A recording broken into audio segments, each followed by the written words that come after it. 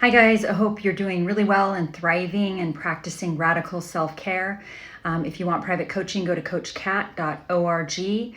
That's cat with a K, and feel free to like and subscribe if you're getting something out of this channel. In this video, what I'm going to talk about is narcissists and empathy. And some of this is just really opinion, and then from some information I've been reading about empathy and whether they have it or not, and what type of empathy they have. And the thing that's sort of interesting about narcissists is when you first meet them, most people say that the narcissist they met actually made them feel more totally understood, like nobody had understood them the way that they felt with the narcissist in the love bombing stages of the relationship. Like they really felt seen and heard and understood. That's part of the love bombing, and that's part of the reason why it's so compelling to get into these relationships, is because people report that they just had never felt so seen and so heard and so understood. So clearly narcissists do have some level of empathy. I think it is just more the cognitive type of empathy where they are able to sort of understand where you're coming from, understand what your needs are, really hone in on your needs and your weaknesses. And in the beginning, they present that they are going to fulfill all of those needs, and that, sort of fill that black hole or that little hole inside of you that feels unlovable or unworthy. Most people report that during the love bombing, they have never felt such a compelling, strong connection with another human being, and that they really, maybe even for, like I said, for the first time, somebody was really taking an interest in them and really seeing them and really listening to them and really engaging with them and asking them all sorts of questions about themselves. The problem is, I think, is that what they do is their empathy is much more intellectual, it's much more cognitive, and it's completely self-centered.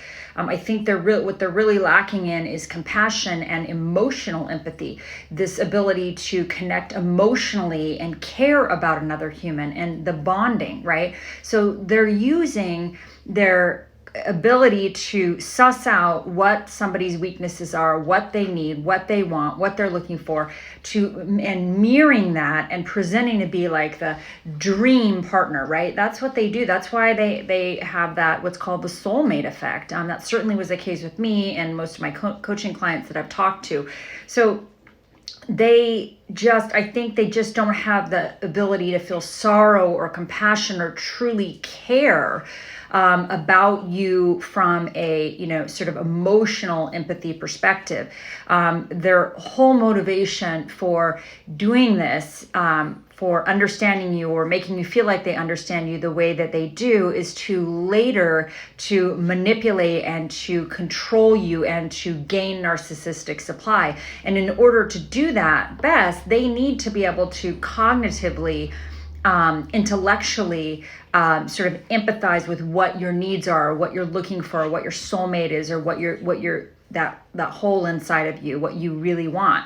So they're using it for, I guess you could say they're kind of using it for evil, or however you want to look at it, but they're using it to, hook you, to get you sucked in with them, to make you feel like they really care about you, to make you feel like they're really interested in you.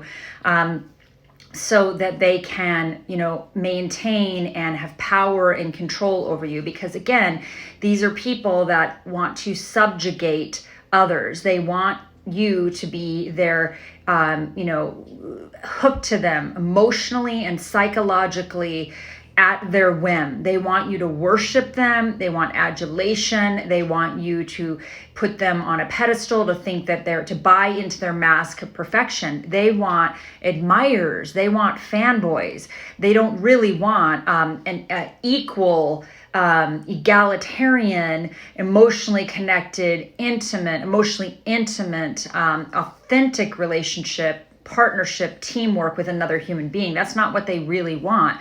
They want subjects. They want to subjugate you. They want to make you their minion. They want to make you do their cooking and their cleaning and their grocery shopping. And for sure, they want you to make them look great. So a lot of times Narcissists will marry somebody because you will help to uphold their mask of normalcy. You will help to present to the public their public image. You will help to uphold this mask of, what a darling human this person is, right? That how amazing they are. They really like people to be, their fans, their sycophants. So that's what they're really looking for. In order to do that, they have to be able to manipulate your emotions and your psychological state. And in order to manipulate your emotions, they need to know what you need or what you want, or where the holes in you are, and what your vulnerabilities are. And if you're a normal, neurotypical, authentic human being, you probably brought that to the table, because that's what normal people do when they're open-hearted and they're like trusting somebody. They bring their authenticity, they bring their true selves, flaws and all. But eventually, no matter what, you will be idealized in the beginning, because on some level, I believe that narcissists actually believe that you will save them. Like your love is going to save them, or your money is going to save them, or your caretaking is going to save them. Like you're going to be the perfect person that they always wanted, right? That's going to save them. So on some level, I think that they do, in their idealization phase, they put you on a pedestal because they think you're the savior. Your love is going to be, you're the special one. You're the unicorn. But eventually they are going to start devaluing you, because you are a human and you're going to show your imperfections and your flaws, because we all have those. The problem is narcissists have those too. They have a lot of imperfections, maybe more than your average person, but they cannot tolerate them. They think that they have to be perfect in order to be loved. And so they also believe that you have to be perfect in order to be loved, and they can't tolerate any signs of imperfection. These are, almost like psychopathic perfectionists. They are creepy with their perfectionism. And, it's too bad, because, I think I really wish there was some cure for narcissism, or some, way to break past that ridiculous defense, because I think, on some level, there's humanity in these people. I mean, I don't believe that they're just completely devoid of humanity. I mean, maybe sociopaths or psychopaths, maybe they are, but I think it's too bad that you can't break past that defense mechanism and just let them know, it's okay that you're not perfect. It's okay. I love you anyway. I mean, obviously, all the people in this community, they loved the narcissist anyway, in spite of that person's egregious imperfections, right?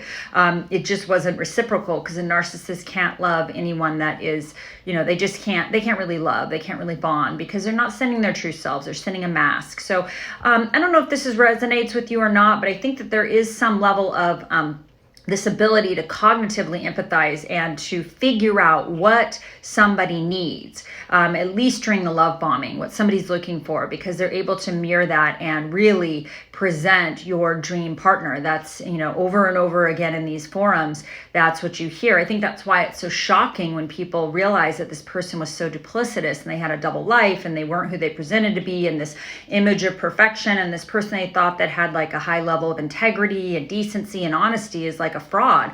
The shock of that. It's normal when you meet a jerk and you can see that person's a jerk. You're like, okay, that person's a jerk. Okay, that's obvious. That's, I think, on some level much easier to sort of deal with, even the overt narcissists, than the coverts, because the covert ones present to be saints with a halo, and the world buys into it, right? And so, when you figure out that you were with somebody who was completely, their image, their mask was completely different than who they are internally, and that dichotomy, that gap is so big, that cognitive dissonance is very difficult for people to accept. So I think on some level, these covert narcissists are they're really the most dangerous kind, because they are so good at conning others. They're like the best, Academy Award-winning actors you'll ever meet. So again, I hope this video helps you, and I hope you guys are thriving and practicing radical self-care. Thanks so much, and have a good day.